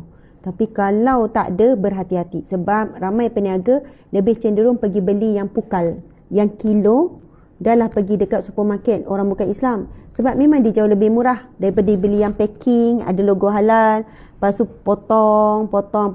Dengan pergi beli yang lambat. Yang lambat, pilih mana nak, kilo by kilo. Tapi bila tanya ada logo halal, ada CJ halal tak, dia kata, dia orang jawab je ada halal. Tapi bila minta, dia orang tak ada buktikan pun yang jual lambat itu adalah halal. Kalau nak cakap bab ni tuan-puan sekalian, Allahu Akbar. Sebab itu talabul halal jihad. Mencari yang halal itu satu jihad di akhir zaman. Kita usahalah setakat yang mampu. Bukan setakat yang mampu, semampu yang boleh. Kalau setakat yang mampu tu, yang ambil ringan tu, dah lapar sangat, kita dah usaha dah ni. Usaha semampu yang boleh, bukan setakat yang mampu. Bila kita sebut setakat yang mampu, kita akan limitkan kemampuan kita. Tapi kalau kita semampu yang boleh, kita akan buat maksimum. Itu perbezaan. Sama orang yang buat kerja. Ada yang kerja buatlah setakat yang mampu. Ada orang tak, semampu yang boleh. Dia letak sampai limit tu tinggi. Tapi kalau setakat yang mampu, hawa nafsu kita akan rendahkan limit tu. Kita dah buat ni setakat yang mampu. Inilah setakat yang mampu. Padahal boleh buat lebih baik. Tak nak buat semampu yang boleh. Alhamdulillah. Logo halal ada pun kadang-kadang tak betul. Okey, pasal logo halal ni tuan-puan sekalian, kalau anda rajin sikit, logo halal tu dia ada nombor siri. Anda pergi ke portal Halal Jakim, anda cek nombor siri tu betul ke tak. Dia ada kaedah dia. Nantilah satu hari saya share. Sebab saya tibat dengan perusahaan halal. Dan kena tahu, persijilan halal Malaysia antara yang paling tinggi integriti di dunia. Sijil halal JAKIM tu, sijil halal Malaysia tu paling tinggi integriti. Sebab kalau kita pergi Indonesia contoh, kita pergi China, kita pergi Thailand, kita pergi Jepun, pergi mana-mana, dan negara-negara ini mempunyai logo halal yang berbeza. Kalau kita tengok di Thailand sini ada beberapa, mungkin 4-5 logo halal. Kan Indonesia sekian-sekian. Malaysia logo halal satu je. Kerana halal, persijilan halal diuruskan oleh kerajaan sendiri. Banyak persijilan halal luar negara yang menguruskannya bukan kerajaan. Yang menguruskan adalah syarikat-syarikat swasta. Bukan kata tak sah, tapi integriti tak sama tinggi seperti mana kerajaan yang uruskan. Dan persijilan halal Malaysia antara yang paling ketat, paling detail. Saya pernah berada langsung sebagai auditor, sebagai yang semak permohonan. Masa tu sampai saya kena belajar term-terms dalam food process. Kan? Belajar, baca-baca, barulah faham. Tak semestinya produk, contoh kita sebut stevia. Stevia tu daripada daun stevia sekian-sekian terus keluar halal tak? Ada syarikat, ada kilang nak mohon sijil halal untuk stevia saja bertahun. Rupanya daripada daun stevia nak jadi serbuk ataupun nak jadi cecair yang kita gantikan gula tu, dia melalui proses kimia. Ada banyak proses yang berlaku di tengah. Yang menjadi persijilan halal yang jadi fokus adalah proses ketika nak tukar daripada raw material kepada end proses tu. Proses di tengah itulah yang jadi perhatian. Chemical yang digunakan, ada tak campuran? Oh, yang ini kadang-kadang bila kita dapati, sebab kita akan ada juga penganalisis yang cek semua ini di kalangan bidang-bidang lah, bukan saya lah cek. Orang yang bidang kimia, orang dan bidang ni lah, bila cek ada barang, ada bahan yang diragui ataupun yang tidak suci. So dia orang kena cari pula bahan untuk menggantikan proses di tengah tu. Tuan-tuan sekalian, sebab itu berhati-hati juga dengan suara yang berikan keraguan kepada persijilan halal Malaysia. Saya pernah menjadi, walaupun ada orang kecam juga, walaupun saya kata yakinlah dengan sijil halal Malaysia. Memang ada penipuan. Yang menipu bukan persijilan halal, bukan JAKIM. Yang menipu adalah syarikat ataupun pembekal. Yang menipu atau owner, pengasas. Pembekal tu lah. Yang menipu adalah manusia, orang yang menguruskan ni. Memang ada yang tipu. Kan, masa kita pergi inspection semua ikut spek, bahan ikut spek. Tapi bila kita dah balik, kita bukan duduk stay kat situ sepanjang masa. Memanglah tak ada jaminan 100%, tetapi pada sijil itu ada jaminan. Seolahnya boleh katakan beginilah. Kalau kita beli produk, ada logo halal Malaysia, lepas tu kita makan, kita tak bertanggungjawab dah kalaulah orang tu menipu. Maksudnya pengilang tu menipu. Dia mau sijil halal masih infection je betul. Lepas tu dia dah guna bahan yang ni. Maksudnya kita dah usahakan dah tu pilih yang ada logo halal. Walaupun lebih mahal berbanding yang ni tak ada logo halal. So sebenarnya kita dah buat dah ikhtiar kita. Kalaulah ada penipuan dan kita pun tak tahu sampai sudah, insya-Allah kita dimaafkan. Faham maksud saya? Kita dimaafkan. Kalau betul-betul ada orang nak jaga, ustazah saya memang buat sendiri semua homemade sebab saya tak percaya. Sebelum nak berlaku homemade, gandum. Saya donat homemade, saya tak percaya lah orang jual donat. So gandum tu, gandum kan ada sijil halal. So kalau nak betul-betul ragu, anda boleh fikir, oh mungkin masa nak mohon sijil halal dia ikut spek. Lepas tu dia pun dah campur bleaching. Gandum tu kan asal bukan warna putih comel tu, putih bersih tu. Bleaching tu, proses pemutihan gandum jadi putih tu, itu yang ada produk gandum yang tak dapat sijil halal. Dari segi keselamatan makanan tak lepas, dari segi bahan untuk bleaching proses gandum tu pun tak lepas, dari sudut suci tak suci. Jadi seolahnya kalau kita nak buat homemade pun kita masih melibatkan bahan-bahan yang terlibat dengan proses tu. So kalau dah ada sijil halal, kalau siapa yang masih nak letak keraguan, itu pun boleh tentu. So kalau dia nak confirm betul, sebab dia letak keraguan pada sijil halal, dia kena buat apa? Dia kena pergi beli gandum yang biji tu, dia kena ketuk sendiri, dia kena kupas, maksudnya biji gandum, dia kena ambil biji gandum tu, bukan beli gandum siap. So Allahu Akbar, bacalah doa, Rabbana atina min ladunka rahmah wa hayyi lana min amrina rasyada. Wahai Tuhan kami, kurniakanlah buat kami daripada sisimu rahmatmu. Wahai lana, sempurnakanlah bagi kami min amrina, dalam urusan kami, rasyada, petunjukmu yang jelas. Kita minta dengan Allah, Allah berikan petunjuk yang jelas dalam urusan kita cari makanan ni. Itu doa Ashabul Kahfi, ayat yang ke-10 daripada surah Al-Kahfi. Kita nak buat keputusan, nak buat pilihan, nak minta petunjuk daripada Allah. Nak pilih kedai makan je, tapi doa. Rabbana atina min ladunka rahmah wa hayyi' lana min amrina rasyada. Wahai Tuhan kami, kurniakanlah buat kami daripada sisimu rahmatmu. Wahai lana, sempurnakanlah bagi kami min amrina, dalam urusan kami, rasyada, petunjukmu yang benar, petunjukmu yang jelas. Minta petunjuk dengan Allah. Walaupun kita tengok restoran ni, nampak orang Islam elok, tapi hati tak sedap. Saya tak sedap hati lah bang. Tak apalah, pergi depan lagi. Kadang petunjuk Allah itu Allah beri kepada hati kita. Kita tenang tak dengan keputusan tu? Kita tenang tak dengan tindakan tu? Sebab itu Nabi ada sebut, berfatwalah dengan hati kamu. Bila kita tak mampu nak cek-cek, berfatwa dengan hati. Hatilah yang masa tu jadi petunjuk. So, hati Allah akan beri rasa. Tenang, tak yakin, was-was, Allah bagi. Rasa tu Allah bagi. Macam mana nak dapat rasa tu? Doa, kena minta dengan Allah, Allah bagi. Yakin, Allah akan bantu kita. Allah sangat suka hamba-Nya yang meminta bantuannya, pertolongannya, minta petunjuk. So, amalkan doa ayat ke-10 surah Al-Kahfi, doa Ashabul Kahfi. Ketika mereka juga buntu, bagaimana tindakan seterusnya? Akhirnya Allah berikan ilham, mereka ke gua. Allah pelihara mereka daripada Raja Dicyanus yang zalim. Dan bukan itu saja yang Allah berikan. Allah tidurkan mereka 309 tahun. Tanpa makan minum, tanpa bangun, tanpa sekian-sekian, dan hidup. Dan dibangunkan kembali dengan sihat walafiat. Maksudnya siapa yang meminta dengan Allah, mudah-mudahan kita akan dipelihara sebagaimana Allah memelihara Ashabul Kahfi. Itu doa Ashabul Kahfi ayat ke-10 surah Al-Kahfi. Rabbana, wahai Tuhan kami, atina, kurniakanlah buat kami min ladunka rahmah, daripada sisimu rahmatmu. Daripada sisimu rahmatmu. Bila sebut rahmatmu, Atika, bila sebut rahmatmu, rahmat Allah itu luas. Pertolongan, perlindungan, kasih sayang, rezeki, semua rahmat. Wahai lana, sempurnakan bagi kami min amrina, dalam semua urusan kami, rasyada, petunjukmu yang jelas. Nak buat keputusan sekolah anak mana, nak keputusan pilihan, nak pilih baju lah, nak pilih itu, nak pilih ini, macam-macam. Tuan-puan dimati Allah sekalian, hidup kita sentiasa perlukan petunjuk daripada Allah untuk kita buat tindakan, buat keputusan, buat pilihan. Betul kan? Alhamdulillah. Terima kasih banyak. Saya mohon maaf salah dan silap. InsyaAllah saya nak mengajak sahabat-sahabat semua pada hari Jumaat ini, hari Jumaat 22 September. Siapa tahu hari Jumaat 22 September tu hari apa? Apakah yang berlaku pada 22 September yang jatuh pada hari Jumaat?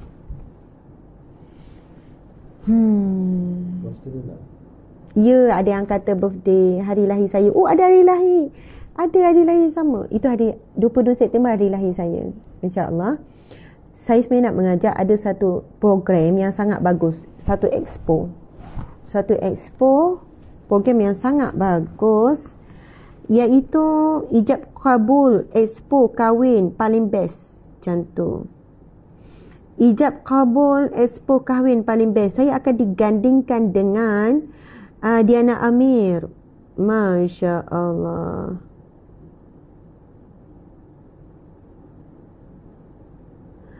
Cinta yang direstui. Itu tajuk saya. Nak jemput sahabat-sahabat semua datang pada 22 September, hari Jumaat, 8 hingga 9 malam. Dewan Raja Muda Musa Shah Alam. Kat mana ni Dewan Raja Muda Musa ni? Dia dalam, yelah, kawasan dia macam mana ni? Dalam masjid ke? Encik, macam mana? Dewan Raja Muda Musa Shah Alam. Nantilah kita keluarkan poster hari ni, boleh tengok. 8 hingga 9 malam. Saya akan berada di sana. InsyaAllah kita gandinganlah dengan cik suami. Sebab tajuk dia cinta yang direstui. Direstui ibu bapa, paling utama direstui oleh Allah lah. Allah merestui pernikahan kita. Dia sempena expo kahwin paling best. Ijab kabul, expo kahwin paling best. Expo ni dia berlangsung daripada 22 hingga 24 September. 22, 23, 24. 3 hari. Jumaat, Sabtu, Ahad. Dia buat di Dewan Raja Muda Musa Shah Alam. Di sebuah dewan. Saya tahu ini dewan macam mana. Mungkin Dewan Expo Encik. Ustaz Dia dewan macam dewan tak tahu ni. Orang Shah Alam mungkin tahu. Kan? Malaysia online, yes. Dewan sahaja. Oh, memang dewan. Siapa yang kenal dewan? Cari je lah. Ingat, Jumaat malam 8 hingga 9. Jemput datang beramai-ramai. Dia terbuka kepada siapa saja yang nak hadir. Jadi, bolehlah bertemu muka masa tu di Dewan Raja Muda Shah Alam. Expo ni berlangsung 3 hari. Jumaat daripada 22, Sabtu 23 sampai 24 hari Ahad. Jadi, siapa yang mungkin ke Atikah pergi kat tempat lain? Okey? Okey ke? Okey. Subhanallah. Dewan kat section 7 Shah Alam. Dewan ni kat section 7 Shah Alam. 8 hingga 9. Menarik. So, siapa yang nak kahwin? Siapa berniat nak kahwin? Siapa dalam proses nak kahwin? Siapa nak kahwin lagi? Siapa anak nak kahwin? Siapa suami nak kahwin? Suami nak kahwin. Tapi si nak kahwin tak ada ya. Kahwin. Kan cucu nak kahwin, jemputlah datang ke festival ni. Katanya festival ni, expo ni, dia di sana macam-macam lah yang berkaitan dengan semua bab kahwin-kahwin ni ada kat sana. Semua bab kahwin-kahwin. Bahaya juga saya bawa. Kan suami saya semangat pula nak kahwin kan. Tak apa, kahwin dengan saya. Ulang-ulang je. Buat majlis sama. Orang yang sama. Okey. Jadi, tuan-tuan sekalian, expo ni wallahualam berhimpun ramainya ni. Asalnya saya tak terlibat program ni. Asalnya saya tak terlibat. Pengancur ijab kabul pesta expo kahwin ni sebelum-sebelum ni pernah jemput berapa kali. Pernah. Tapi saya tak dapat. Waktu tak match. Bila ada seorang sahabat minta saya gantikan, saya hadir. Lepas tu, saya terus kata saya akan usahakan. Walaupun sebenarnya tarikh hari lahir saya dikosongkan sebab ada program lain. Dah ada program. Tapi saya kata saya nak pergi juga expo ni. Sebab pentingnya saya akan bercakap secara terus terang. Pernikahan yang bagaimana menurut Islam. Majlis pernikahan yang macam mana yang boleh dan tak boleh. Betul ke bersanding tu tak boleh? Bersanding macam mana yang boleh, bersanding macam mana tak boleh. Bagaimana pakaian pengantin pada hari pernikahan. Saya kira platform untuk ijab kabul expo kahwin paling best ni adalah platform yang sangat bagus. Saya terima pada hari lahir saya walaupun ada program dah. Sebenarnya dah ada program lain yang staff, yang tim dah aturkan. Sebab kita pun buat jualan besar-besaran. Tetapi bukan sebab lain. Sebab saya melihat ini adalah medium dakwah yang sangat bagus. Yang sangat penting sangat orang muda, orang nak kahwin kena tahu. Apa yang boleh, apa yang tak boleh. Apa yang mereka buat akan hilangkan keberkatan pernikahan daripada awal ijab kabul lagi. Bagaimana nak dapat ijab kabul yang barakah. Yang disertai dengan redha Allah. Sebab ramai yang hanya memenuhi redha manusia. Oh, ni mak saudara saya nak suruh macam ni. Oh, ini atuk saya nak. Ini nenek saya nak. Ini kehendak mak saya ustazah. Bla bla bla sekian-sekian. Subhanallah, bukan senang ya bila kita tersepit dalam situasi yang mana perlu mengikut kehendak-kehendak impian-impian orang lain melebihi pada impian kita. So, apa langkah yang kita boleh buat sebelum kahwin supaya kita nak dapat pernikahan yang Allah redha, yang diberkati. So, insya-Allah moga niat dan hajat untuk menyampaikan ia boleh didengar juga oleh penjual expo. Saya nampak bila expo macam ni buat dalam dewan yang mereka sendiri jual, dalam itu ada banyak briders kan. Akan ada banyak, orang kata apa ni? Akan ada ramai pengurus acara pernikahan lah. Kan, juru solek, mungkin ada penganjur-penganjur catering. Sama juga etika catering ni. Kan, pemakaian orang yang buat catering hari kahwin, bagaimana usaha, tak apa, kita akan sampaikan pada malam tersebut. Walaupun 1 jam saya diberikan ruang, tapi saya terima dalam keadaan saya perlu batalkan program lain. Bukan tak ada program pada waktu tu, tapi batalkan, tangguhkan, ada korbankan sesuatu. Sebab saya tengok platform ini sangat bagus. Atika tolong jap. Minta. Okey. Subhanallah. Ustazah punya tarikh lahir sama dengan saya, cuma bulan je beza. Oh, tarikh sama, 22 bulan beza. Okeylah tu. Masya-Allah. Ya, tapi bila orang tua dua-dua belah pihak, jadi kena follow kehendak orang tua masing-masing. Bagi orang yang sudah pun terlepas, terlanjur, dah buat dah, kan? Dah buat dah, maksudnya dah terlanjur, dah buat dah. Ustazah, saya dulu ikut sekian. Jadi apa yang perlu dibuat sekarang? Taubat, mohon ampun dengan Allah. InsyaAllah Allah akan ampun. Allah Maha Pengampun. Allah tahu kita buat dalam keadaan terpaksa, dan hati kita masa melakukannya kena tidak redha. Tidak boleh redha. Bukannya tiba-tiba rasa sukalah pula, kan, dengan apa yang dibuat ni. Tengok tak hari ni majlis perkahwinan macam mana? Ada tari menarinya, dah ikut dah barat. Dan kita tengok sekarang bermula dengan artis, influencer, dia punya nak melamar tu dah ikut Mak Saleh dah ikut, bukan cari Islam dah. Direct je tunjuk melamar, tunjuk ni. Kalau orang dulu, kan adat kita Melayu, merisik. Itu pun wakil, hantar cincin. Bukannya direct, yang lelaki bawa cincin nak bagi, tak. Melalui mak, tak ada mak meninggal, mak saudara, tak ada mak saudara, carilah siapa jadi orang tengah. First merisik dulu. Lepas tu bila nak bertunang pun orang tengah juga. Bukannya tunang lelaki tu pergi saruh cincin, bagi cincin direct. Betapa jaga adab dan akhlak dan sifat malu. Sebab apa? Malu. Ya Allah, tuan-tuan sekalian. Orang yang ada sifat malu sebelum kahwin, sebelum sentuh, sebelum ijab kabul, dia punya vibration malu ni sangat hebat kesannya lepas kahwin. Tapi orang yang dah membuka satu demi satu pakaian malu sebelum kahwin, tak ada malu nak pegang, tak ada malu nak tunjuk itu, tak ada malu nak buat sesemua tu. Sebab malu tu yang menjadikan indahnya hubungan tu, sweetnya hubungan tu. Itu mukadimah yang akan disampaikan pada Jumaat malam Sabtu di Dewan apa tadi? Di Dewan. Jumpa ya, kita kat Expo ni. Jom jumpa depan-depan. Ada kata, Ustazah susahnya, tak tahu nak jumpa Ustazah. Saya sebenarnya mudah sangat nak dijumpai. Kalau anda tengok poster-poster ceramah, anda datang kat situ, automatik dapat jumpa. Saya akan usahakan jumpa semua orang, kecuali masa yang tidak mengizinkan. Dan saya suka layan orang. Suami saya pula susah hati tengok, sebab masa tu kadang lama layan orang. Saya suka layan siapa-siapa, tapi cuma masa kadang tak mengizinkan, kita perlu bergerak ke lokasi yang lain. Mana yang sempat masa, Alhamdulillah. Dewan Raja Muda Musa Shah Alam, subhanallah. Kemudian tuan-puan dimati Allah sekalian, pada hari Sabtu, itu kan Jumaat malam, pada hari Sabtu nak jemput daripada pukul 10 pagi, 23 hari bulan, sepenuh hari lahir.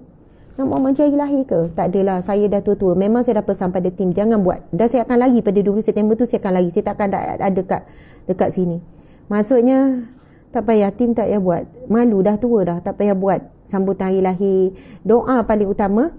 Cuma pada 23 September, kita akan ada buat opening. Kita akan buat hari terbuka. Nantilah saya akan umumkan semula. Sebab saya pun tak ada maklumat, tak ready betul-betul. 4 item, RM40. Wow. Itu ni. Jap.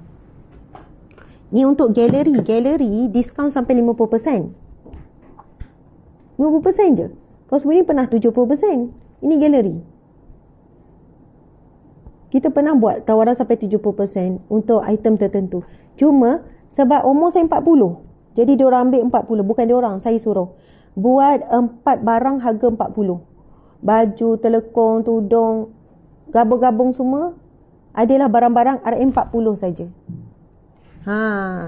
Tawarannya, sebab umur saya 40, tua dah kan, 40. Saya lahir 83. So ada orang kata kena rahsiakan umur, tapi tak apalah, saya bagi tahu kan, tak ada masalah kan bagi tahu umur.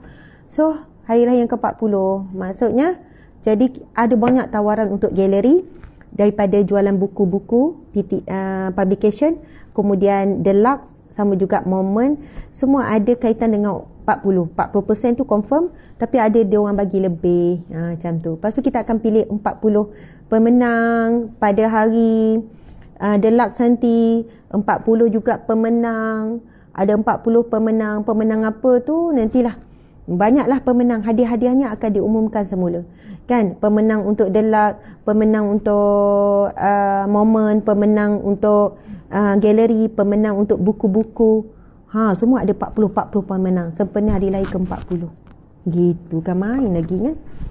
Orang tua sambut hari lahir berbeza, macam itulah caranya nak memberi lebih. Alhamdulillah, terima kasih. Mohon maaf lebih sangat masa ni, dah 9:11. Saya sayang semua kerana Allah, kerana Rasulullah. Rindu dan sayang semua para wanita sekalian. Jumpa lagi pada pagi besok. Wabillahi taufiq wal hidayah. Assalamualaikum warahmatullahi wabarakatuh. Kita tangguhkan dengan tasbih kafarah dan surah Wal-Asr. Ada yang tanya kat mana? Itulah dia. Kat mana? Deluxe akan buat perasmian. Deluxe ini adalah perabot. Mana ya tadi ada perabot tu? Deluxe sebenarnya adalah jenama perabot Chesterfield di bawah Ustazah Asma Harun. Memang kami pengasas. Ada fitnah kata deluxe ini sebenarnya orang bukan Islam punya, orang luar punya. Tapi deluxe ni memang hak milik kita totally. Ceklah SSM ke apa ke, memang kita punya. Itu je. Okey. Sebenarnya kita akan ada opening showroom. Saya tak pasti kenapa sofa ni yang jadi pilihan, letak depan sekali. Tapi mungkin bagi diorang cantik lah sofa ni yang jadi background utama. Tapi saya rasa sofa ni kurang sikit kan. Maksud saya pembelian. Saya rasa ada sofa lain yang lebih menjadi tarikan utama, beli yang paling tinggi. Bukan jenis ini. Sofa ni nama apa saya pun tak ingat nama sofa. Okey, alhamdulillah cawangan kedua selepas kita buka cawangan di Melaka, cawangan kedua adalah dinilai. Pada 23 September pagi 10 pagi sampai 6 petang saya akan berada di nilai. Nanti anda boleh tengok mana alamat apa semua, boleh tengok semula alamat tempat lokasi kita. Tapi simpan dulu tarikh pada 23 September hari Sabtu. Kita buat rumah terbuka, kita ada sediakan makan, minum dan boleh bertemu dengan saya dalam tempoh sejam 10 sampai jam 5 petang. Saya akan ada berada di sana dan masa itulah ada beberapa peraduan pada hari tersebut yang kita akan pilih 40 pemenang. Hadiah tu bukan semestinya sofa lah hadiah, ada macam-macam hadiah lah. Kita akan berikan 40 pemenang. Adalah syarat-syarat untuk masuk peraduan tu. Jadi kita akan umumkan, tengok esok lusa tu Lat. Jadi 22 malam jumpa dekat Shah Alam tu. Tak dapat jumpa malam tu, kita jumpa pada esoknya hari Sabtu antara jam 10 sampai 5 petang di showroom Deluxe Nilai. Ini ada sempena opening, pembukaan, perasmian showroom Nilai. Jadi subhanallah, tuan-tuan sekalian, kami juga struggle. Bukan sebab untung besar boleh buka cawangan, tak. Subhanallah, dalam proses buka cawangan ni memang memerlukan pengorbanan. Memang belum dapat untung walaupun berniaga dah setahun, belum dapat untung lagi. Modal agak besar bila kita buka kilang perabot, dengan pekerja, dengan alat, dengan mesin, dengan segala-galanya. Kos operasi untuk run kilang memang tinggi. Tapi kita tak teruskan usaha-usaha. Kita buka showroom untuk memudahkan orang untuk melihat kualiti Chesterfield kita. Jadi kita beri harga yang luar jangka. Memang semua orang kalau dah beli rasa usaha terlalu murah. Dengan nilai yang sama, dengan kualiti yang sama, harga di jenama lain mungkin sekali ganda atau 2 kali ganda. Sebab apa? Dia adalah satu rasa yang mewah, kualiti yang mewah dengan harga yang rendah. Itulah kita punya, antara kita punya tagline. Masya Allah. Bukan harga murah tapi harga yang rendah. Bukan merendahkan nilai produk tu, tetapi kita nak bagi sahabat-sahabat merasai nilai perabot yang terbaik, yang mewah, rasa yang mewah. Mewah ni maksud, mewah ni bukan nak dunia kaya raya, bukan. Maksudnya nak feel indah, best, seronok. Nak buat yang terbaik dengan ruang rumah kita. Untuk sambut tetamu, untuk kita sekeluarga jadikan ruang itu ruang yang mengikat kasih sayang. Automatik bila kita duduk sofa yang elok, yang baik, kita akan duduk dengan lebih sopan, kita akan duduk dengan lebih ni. Berbanding kita ada sofa yang kita kata sofa yang kita nak ligam, sofa yang kita nak ligam, apa istilah nah, ada sofa ni dah buruk. Okey, mungkin sofa tu lompat, baring, makan pada sofa tu, tapi biar ada sofa yang elok, yang membuatkan kita jadi auto sopan bila duduk atas sofa tu. Macam itulah lebih kurang. Tak apalah, macam maaf ya, dah terlebih sangat lama tak live ni. Sekian, Assalamualaikum warahmatullahi wabarakatuh. Semua maklumat boleh cari dekat page, dekat FB, dekat TikTok, dekat laman rasmi kita. Cari je Deluxe Malaysia, anda akan dapat maklumat. Deluxe, THELUXE. Kenapa buat nama bahasa Inggeris, Ustazah? Kita jangkakan nak pergi sampai luar negara. Macam tu lah. Okay, esok kat Masjid An-Nur USJ. Oh, saya ada ceramah esok. Okay, insyaAllah jumpa. Kalau ada betul kat USJ Masjid An-Nur, insyaAllah jumpa besok.